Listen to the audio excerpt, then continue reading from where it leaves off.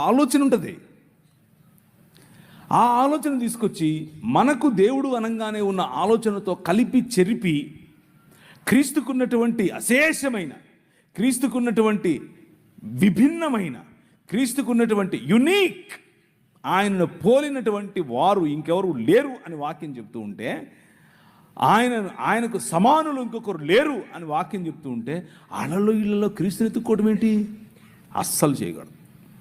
66 పుస్తకాలున్న Bible గ్రంథం, నువ్వు ఎత్తి చూపించినటువంటి బైబిల్ గ్రంథం, అదే నీ రాజు ఇచ్చినటువంటి గ్రంథం, అంతే.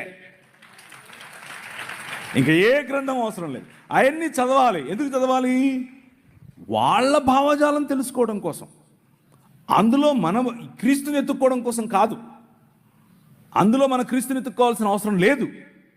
క్రీస్తుని ఎక్కడ ఎతకాలి? 66 పుస్తకాలు ఉన్నటువంటి బైబిల్ గ్రంథంలో మాత్రమే వెతకాలి.